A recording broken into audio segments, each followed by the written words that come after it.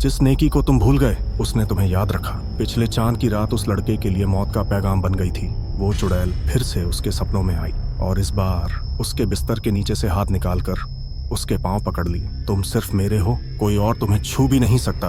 उस लड़के ने चीख मारकर आंखें खोली, मगर आंख खुलती है किसी और जगह। वो अपने कमरे में नहीं बल्कि एक पुराने मकबरे जैसे कमरे में था। अंधेरा, सिर्फ चांद की रोशनी। तभी एक हल्की सी रोशनी चमकती है और एक सुनहरी रूह सामने नजर आती है। एक 16 साल की मासूम लड़की जिसके चेहरे पे नूर था। डरो मत, मैं उसी नेकी का सिला देने आई हूँ जो तुमने बचपन में की थी। वो हैरान रह गया।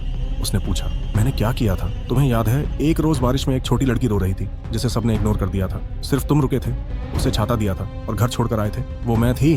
उस लड़के की आंखों से आंसू निकल आए, मगर तुम तो, हाँ, मैं मर गई थी उसी रात। लेकिन तुम्हारी नेकी ने मेरी रूह को सुकून दिया और अब वक्त आ गया है मैं तुम्हारी हिफाजत करूं। उसी वक्त वो चुड़ैल गुस्से में वहां आई, घूंघट उठाए, लाल आंखें और जमीन फाड़ती चीख। ये सिर्फ अब मेरा है, तू कौन होती है बीच में आने वाली? नेक रूह आगे बढ़ी। उसके हाथों में नूर का गलाफ था। उसने एक आयत पढ़ी और चुड़ैल की रूह चीख मार के हवा में उड़ान भर गई। पर जाने से पहले सिर्फ एक लफ्ज, अगला चांद आखिरी होगा। लड़का बेहोश हो गया। जब होश में आया सब कुछ ठीक था, मगर उसके कंधे पे एक जला हुआ निशान था और उसकी डायरी में लिखा था, आखिरी चांद, आखिरी जंग, या वो जीतेगी या मैं बचा लिया जाऊंगा। अगर आप चाहते हो कि लड़की की रूह जीते या चुड़ैल आखिरी बार वापस आए तो लाइक करो, कमेंट करो पार्ट 5 और फॉलो जरूर करो।